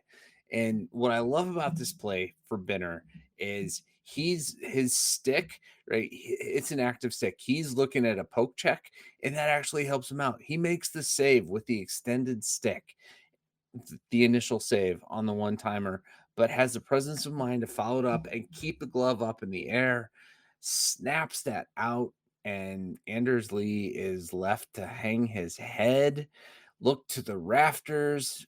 He knows that he just got robbed. What a beautiful save by Binnington. Almost enough to save Bannister's career in St. Louis. I think they make the change anyway. I'm just, because it's a good way to talk about this, right? Almost saved his career. No. Almost. Yeah, no. It was a done deal at that point. So yeah, absolutely beautiful save by Jordan Binnington. I will say that I think that a couple of the saves in the third period tonight probably eclipsed this, but we ain't got time. We're working folks that, like Jeff said, we don't have access to those clips right away to make the transition. So we'll go back to the Saturday night game for the save of the week. Well, and it's funny because like I work online. My job is mainly working on websites and even some social media stuff. But it's funny because like I see these people on social media that'll like not media members, like people that just watch the games, and they're already posting a save that happened 5 minutes ago, and they're just like, here's that clip of the Binnington save. And I'm sitting here like, how are you doing that so quickly? And my only thought is that basically you're not watching the game while you're making that clip, right? Like you see the save and you're like, I got to make a clip of that. And then you're missing the next 5 minutes while you're making the clip. And for me, I'm just like, I don't want to do that. Like I want to watch the rest of the game in case I miss something. So yeah, I was thinking that with you. I was like, I could probably have Bill send me his save from tonight that he thinks is the best, and then we can just play off that. But then I thought, I've got to pull it from the clip packages from Sportsnet or the NHL, and it's like, I don't know if they're going to post them in time. So not with what 15 games on tap tonight. Right. Almost everybody's playing tonight. You're probably the Blues Devils is probably not going to get in top 5 there as far as what they're going to pump out. Yep. Yeah, the Baked Beaver says Benner getting his glove up on his stomach was epic and calculated. Ken Morris says, Bill, another great segment. I agree. I think it was Ken that gave us the idea for this. So thank you, Ken. Yeah. We'll and keep then, delivering. Matt Harris says, from what I see, they're normally streaming the game on Discord, and they have a program to clip the last X seconds. Yeah, I think that is right. But like for me, again, like I don't want to sit there and deal with my Discord while I'm watching the game. I want to pay closer attention. And no offense to anyone who does. It's just not my thing. That is not me. I would much rather just sit and watch the game on my TV and just enjoy the game. With your notebook and frantically scribbling. Yeah, I do have that. 100%. I know. Okay, so Blues and yes, thank you, Bill. Very, very good segment. I am thankful for the save of the week segment. I think you do a good job with that. So thank you for continuing to do that for our listener audience. Yeah, I love doing it. God, I love the goaltending position. Love being able to talk about it, and I love getting to do it once again. Actually, play goalie, and I'm rusty. It's been a while. I need to get back on the ice. We need to get you back on the ice. Yep, I agree. Let's talk about that this week. We can maybe try and schedule something soon. Cool. All right. So Blues, this was Jim Montgomery's first game as the Blues head coach. Blues win this one 5-2 over the Rangers on Monday in Manhattan. Joel Hofer got the start, 27 saves on 29 shots. You mentioned Shesterkin had an excellent night in goal, 39 saves on 43 shots. Power play, both teams were 0 for 3. This was the first Blues win at Madison Square Garden since March 3rd, 2020. So right before the pandemic closed everything down. For those who don't remember, they were on that road trip. And that was one of the games right before the shutdown happened. So that was the last win the Blues had at Madison. The Rangers lost for the first time this season when scoring the first goal.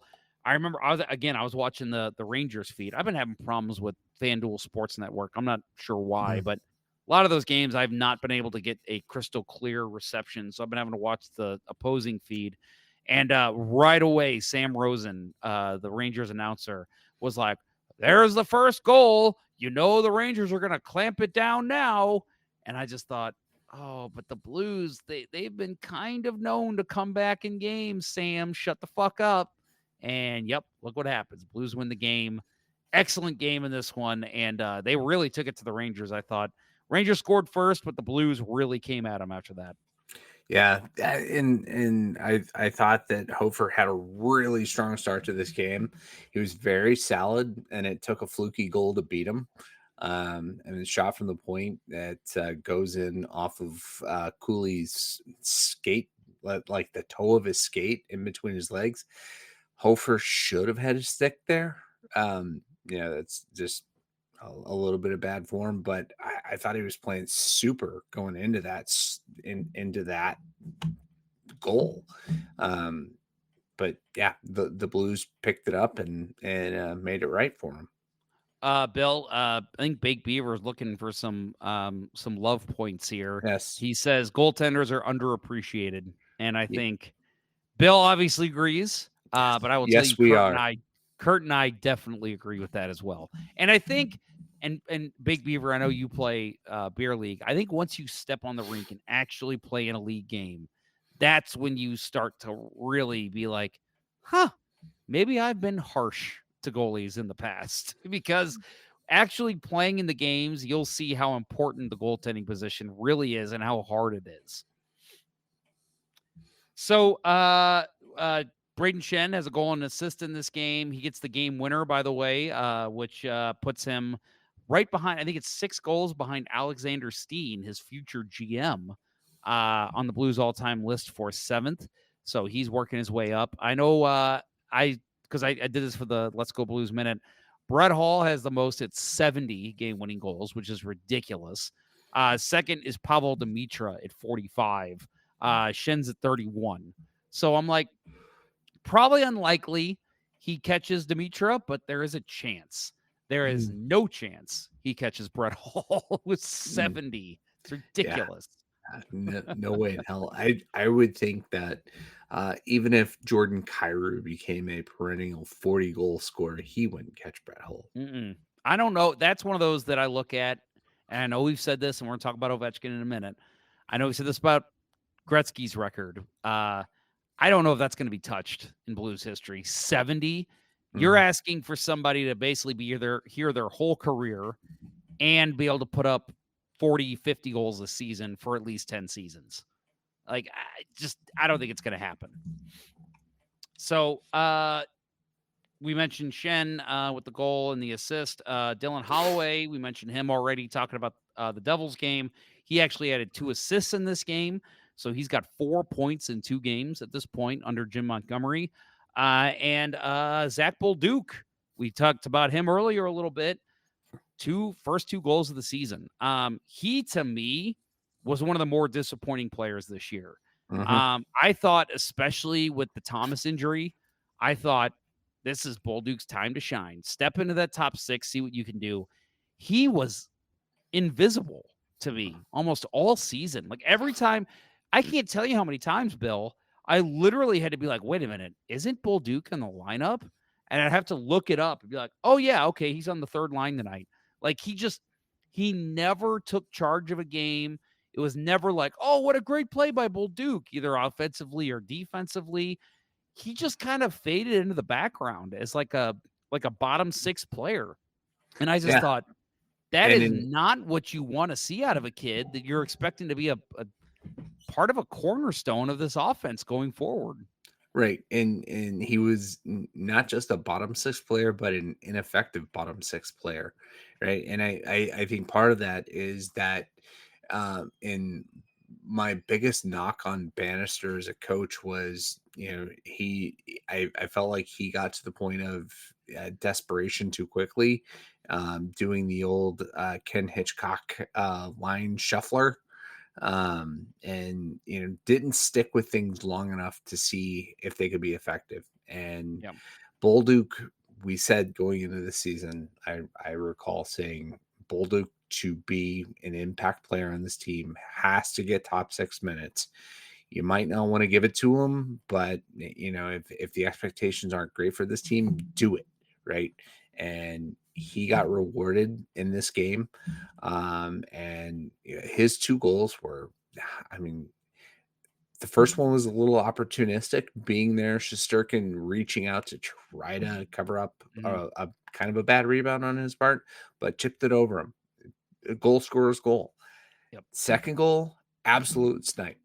100% snipe. And that's what the we kind need of to goal. see. That's exactly it. That's the kind of goal I expect to see from him. Like from what we've seen of him in the past in the queue and what we've seen of him even last season and in the AHL, it's like those snipes from like the tops of the circles, like on the power play. That's the kind of goals we need to see from David Perron type goals that we've seen.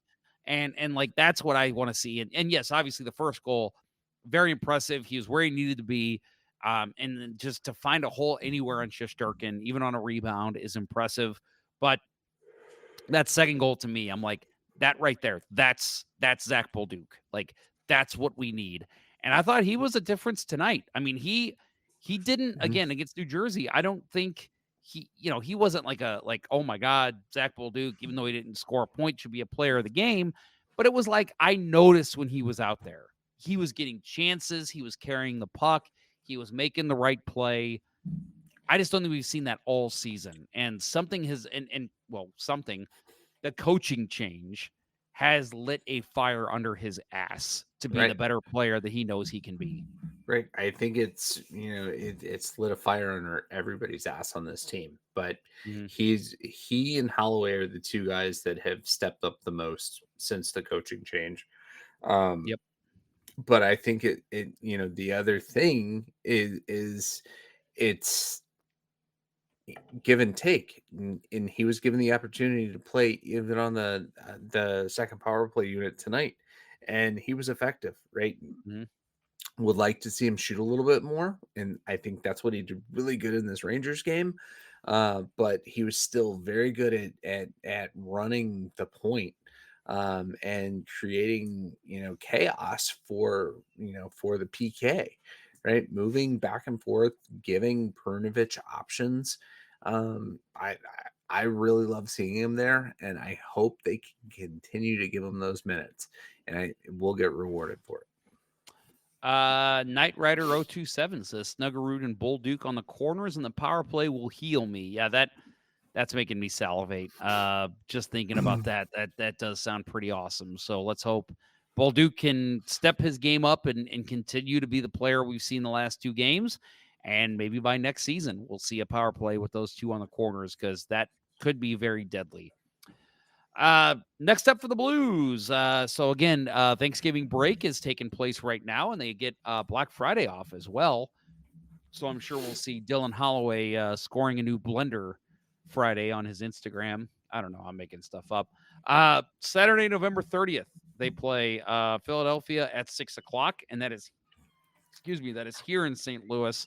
And again, if you did not hear us earlier, that is also Colin Brown. The 50-50 money is going to his family. So the fallen St. Louis athlete. So you could buy tickets online, actually. If you want to go ahead and help donate to that 50-50, please go over to stlouisblues.com and go ahead and buy some tickets, because that is an excellent cause. Then the Blues go back on the road, and they do their West Coast, Western Canada swing. Tuesday, December 3rd, they'll play in Winnipeg. Thursday, December 5th, they're in Calgary at 8. Saturday, December 7th, they are in Edmonton at 9. I didn't write it down, but another next game is in Vancouver as well. So I think that's on Monday of the following week, but didn't want to get too far ahead. And how difficult is that stretch going to be? Like when the Oilers or the game are like, oh, maybe we win that one, right? Yeah, the team that went to the Stanley Cup final last year. Yeah. I mean, Winnipeg's ridiculous. Calgary's ridiculous. Vancouver is a damn good team. Yeah, Edmonton's the one you're looking at. Like, hopefully we can get a win there. It's like, yeah, it's crazy. Yeah. Well, go ahead. As I was going to say, somebody asked early in the chat, how is Winnipeg doing what they're doing? Nobody has the answer for that, right? But we all know that they're going to lose in the first round, so it doesn't matter. That's right. That is all that matters. So real quick, let's get some rapid fire tidbits from around the NHL. Alex Ovechkin is actually out with an injury, a fractured left fibula right now. He's out 4 to 6 weeks. That was about a week ago, so he's looking at, I guess, about 3 to 5 weeks at this point. But I thought this stat was worth calling out, and it was something I was actually wondering right before his injury. I was watching him play, and he was on a tear before his injury. No pun intended. I actually thought, I was like, man, I feel like he's doing this in a sense that's less than Gretzky. Well, this stat came out. This is actually from Dan. Oh, I don't even know how to say that name. Riccio on Twitter. He said, forget just breaking Gretzky's record. Ovi's chase has a new twist. Can he do it in fewer games than the great one? Gretzky had 894 goals in 1,487 games played. Ovechkin has 866 in 1,443 games played. So basically, if Ovechkin scores 29 more goals in the next 44 games, he'll hit 895 in fewer games than Gretzky. Absolute madness. Yeah. So a record we all said would never be broken, ever. 894 goals, never broken. Ovechkin is going to do it. Now the question is, can he do it in fewer games? Which to me is even more impressive. Yeah. Like, that's ridiculous. Yeah, no. And, to me, it's still impressive, right? Ovi played his first few years in the league were in the clampdown era, right? And he was kind of, him and Crosby were the two guys that opened up the offense again. Gretzky's last couple of seasons were, from 95 to 2000. and that was the the beginning of the dead puck era. But yeah, it would be amazing, to see him to do it at all, but to do it in fewer games than Gretzky. Nobody would have ever predicted that, right? You'd have to have a Gordie Howe type career to break any of Gretzky's records. Yep. And I'll say it, obviously Gretzky was putting up the assists too. He was on a tear, putting up, what was that, 216 is the record for a season. I mean, Ovechkin's never been able to match his point total. Gretzky was doing it all. And let's be honest here, the last 5 years, really ever since they won the cup, the Capitals have basically been, let's just feed Ovechkin every single chance in the offensive zone. So yes, it's clear that's the goal for not just Ovechkin, but his teammates, to get him that. But still, very impressive, even if he does it shortly less, like let's say 1,500 games as opposed to 1,486. That's still really impressive. I mean, 895 goals. He's probably going to get 900 goals, which, obviously he'd be alone in that.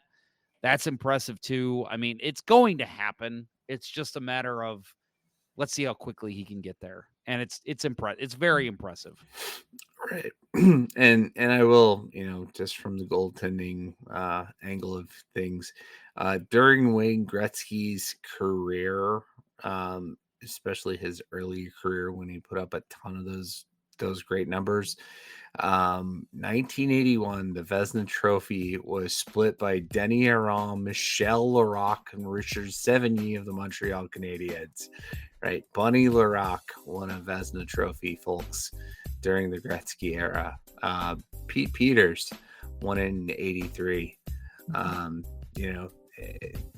Looking at the current crop of goaltenders that are winning it during the during the Ovechkin era, much higher caliber goaltenders, right? Yeah. Bob Edwards won a Vezina Trophy. In the Gretzky well, let's era. face it, Ovi's, he's played a ton of games against Tampa, who's had great goaltending for years and years now. Right. Right. Boston, they're big rivals, right? Vasilevsky and Fleury, right? Yep. And guys that have won Vezinas and guys that are considered elite. Carey Price is a guy that he's played against a lot. Craig Anderson had a ridiculous stretch for Buffalo there. He's played some really good goalies. And yes, Gretzky had his fair share of good goalies too, but I think Ovechkin's had the much harder road when it comes to goaltending styles. Yes, 100%. And defensive systems, right? There wasn't such a thing as a defensive system until the Devils in the left wing lock. It was get the puck. That was defense back in the day. Get the puck off the forward sticks into your forwards. That was what defense was. We got anything else here, Bill? As he takes I'm out of beer. So as am I. I just finished mine as well. I think we're good to wrap this one up. I think we are. So I want to say one more time for maybe those of you live listeners who did not hear at the start of the show. We do have a new child show, so make sure you tune in for that. It is not on Facebook. It's not on video. It's not on YouTube. It is on your podcasting app. It is called the Let's Go Blues Minute, and it's something I'm releasing a couple times a week, 2 to 3 times a week, just touching on whatever Blues news we have. Like today, there was no real news, so I gave an AHL report. I mentioned what the Thunderbirds have been up to. So it's just a quick hit, 5-minute, download it, listen to it before you turn on your favorite radio show in the morning. And just give it a listen. I'm enjoying doing it. We'll see if we get the listeners behind it, but hit that subscribe button so that way on your podcasting app, it will automatically send you the latest episode as soon as I post it. So please support us if you can. And I'll say, we are able to do this, add in content like this because of our amazing sponsors. And I'm not just saying that because they give us money. They give us reason to continue to grow the show. So, again, I want to say our friends at rockinthatidlife.com and at strikewithmike.com, please help them out. If not for them, we would not have created this new show that we're piloting right now. And we wouldn't be doing like the stuff Bill and I did over the summer where we jumped on the rink together and recorded a bunch of shit. Please support our sponsors. They're excellent. They're good people, and they're willing to help any way you need it. Obviously, Mike Burgoyne with buying and selling houses, Dustin Paul with energy and weight loss and anything to do with your health. Please give them a shot. And, of course, our sponsor for the Let's Go Blues Minute, Puck Doku. Go to puckdoku.com. That is Bill and I's favorite game to play every single day. Yeah, and Puckpedia. Don't forget Puckpedia. Of course, yeah, Puckpedia. Puck Doku. Yep, Puckpedia is great for any stats or any contract stuff. They've got everything, and just news in general. They've got starting lineups. Like they've got the current Blues lineup on there, and I'm like, how many people do you have updating this? They do this for every team. It's crazy. So yeah, check out puckpedia.com as well. But I think that'll do it, Bill. So thanks to our real quick, one more thing. I think we'd be remiss if we didn't throw in Kurt's contribution for the show. 9 seconds, game winner. That's all they needed. Thanks for coming. Suck it, Wyshynski. Oh yeah, there it is. And you said that's my show contribution tonight. You can quote me as I camp out in front of Jody Vitale's house. He literally texted us tonight asking us the over-under on how many Christmas trees were visible in Joey Vitale's house. Yeah. He's such a stalker. He is a total stalker. Joey Vitale is going to be saying, we're going to be getting a lawyer letter in the mail saying cease and desist. Let's Go Blues Radio. CBC legend Joey Vitale. That's right. So thanks to our amazing sponsors, strikewithmike.com and rockinthatidlife.com. That will wrap up episode 9 of season 14 of the original St. Louis Blues Hockey Podcast, Let's Go Blues Radio. Thanks for listening, and thanks to those who participated in the YouTube and Facebook live chats during the live show. We'll talk with you next week for Bill Day and the absent Kirk Price. I'm Jeff Ponder, and this was Let's Go Blues Radio. Until next time, everyone, happy American Thanksgiving, and Let's Go Blues. Happy Canadian Thanksgiving, very belatedly, and Let's Go Blues. The Chiefs are at home tonight against Cyanosport at the War Memorial at 8. Good seats are still available. A look at fourth. I think that went very well. Thank you for listening to Let's Go Blues Radio. Now take off, hosers. I want you to have a heart attack and die so that we never have to do this shit again. Well, there's 90 minutes of your life you'll never get back. Sorry. St. Louis Blues, St. Louis Blues. Have you heard the news about our St. Louis Blues? They've only just begun, they're on their way to number 1. Now there's no more blues for our St. Louis Blues. The Blues are on the ice tonight again. They're rough and tough and got the stuff to win. They'll always get one more, no matter what the score. They are quite a hockey team, my friend.